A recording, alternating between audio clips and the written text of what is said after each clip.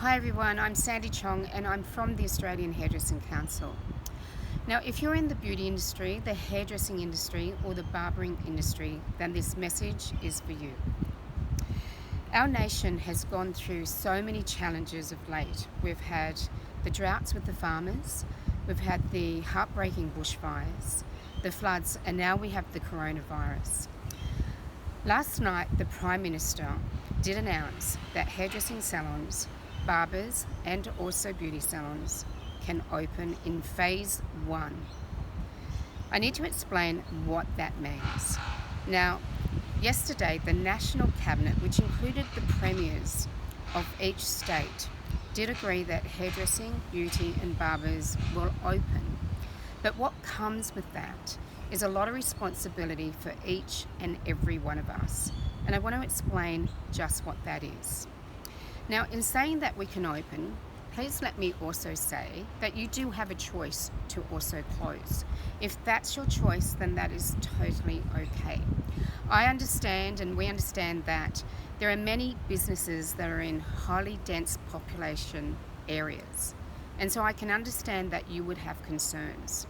I should point out that I'm a hairdresser and I'm also a salon owner, and I understand how every single one of you are feeling very emotional at the moment, confused, angry, upset, not sure what's going on. I totally get that.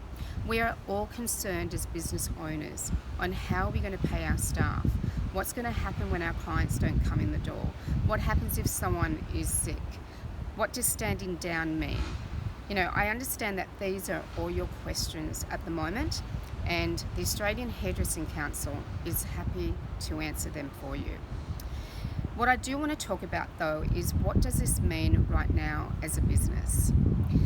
The government decided to shut down certain businesses or gatherings because there is no crowd control, or it's very difficult to control the crowd.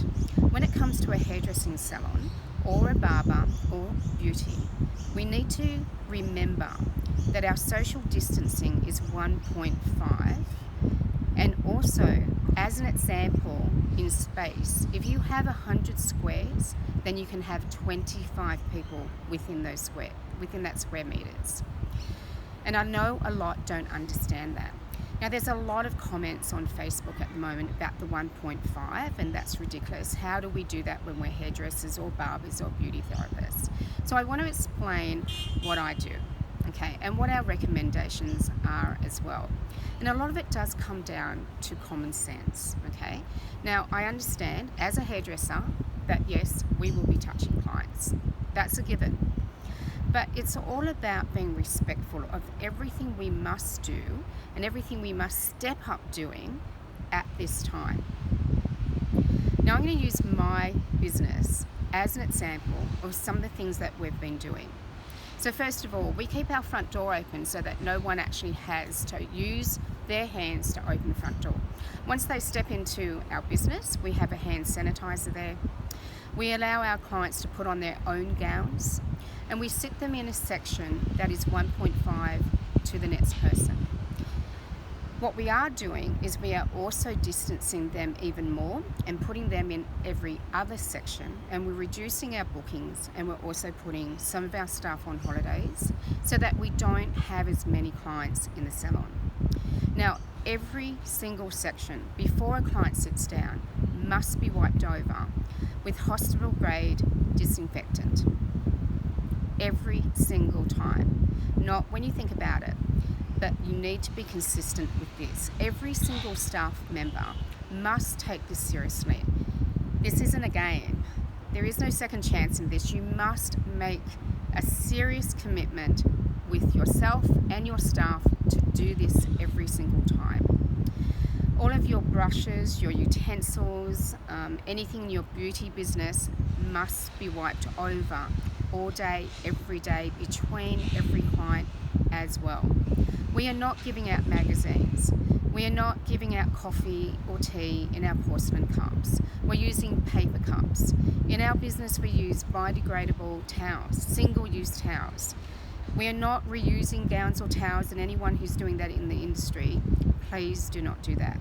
I know that many of you in the industry will do the right thing, and I absolutely, please, I beg everyone in the industry to understand that you are singularly responsible and accountable to do the right thing. We're all in this together, and every one of you must take this seriously. Making sure that your work health and safety procedures and your hygienic procedures are in line with the expectation of being in business in hairdressing, beauty, or in barbering, and that you are being careful when it comes to clients walking in the door. Now, some of the things I have in place too is that none of my staff can wear rings, quite simply because bacteria can be in and underneath rings. I'm also asking my staff, and this is my choice, so this is only my opinion, that they don't have any false fingernails as well, because of the way bacteria can be around fingernails. We're asking clients to come on their own. Don't bring children, don't bring their friends, no boyfriends, no girlfriends, etc. They come on their own. We're a touchy kind of industry. You know, we're a very caring industry, but that's no hugging, no kissing, and no shaking hands. We really have to keep our distance at all times, that we can. When we don't necessarily need to touch the client, then don't. When we do touch a client, please make sure that your hands are clean, that your hands have been washed. So there's some really simple, common sense things that you can do. And the first thing I would do is let your staff know as well what are the expectations of your business. Get them to stand outside and walk in and be aware of how every single part of your business can be touched or infected in any way. Make them very aware. I would also get the message out to your clients as well about your salon and what procedures you've put in place. Now, I will say that with the Australian Hairdressing Council, we've kept part of our resource library open, and we have a lot of resources in that library that are valuable to every business. So they could be messages, as in SMS messages to your clients, they could be emails to your clients, they could be expectations to your staff, etc. So have a look at the AHC library for sure. At the moment, I think that what's most important is that everybody cooperates. We're all in this together, and it is all about collaboration. One of the biggest concerns is who's walking into your business, and we must ask every client, every single client, if they feel that they've been in a group, if they've travelled from overseas, if they've come from interstate. Make sure that you take details from every client. If you have someone walk in who buys retail, then make sure that you take their details as well. Now, the Australian Hairdressing Council is here to give you any advice that we can, any recommendations that we can, and you can find us at www.theahc.org.au or just look up the Australian Hairdressing Council. Happy for you to email us, and we'll get back to you as soon as we can. And remember, there are resources in our library to help you as well. I hope this message has cleared up some of the things that you're not sure about, especially to do with the 1.5 distancing, or to do with the 4 square meters that everybody is asking about, or your concerns about, well, how do you actually do a client with the 1.5? And as I said, let's use our common sense here. We need to make sure that our hands are clean, that they are washed, and that we are not unnecessarily touching anyone, that we don't have to. We do our job, but then we don't hang around, okay? So on behalf of the Australian Hairdressing Council, I wish you all good health and stay safe, but please remember that each and every one of us have obligations here. Thank you.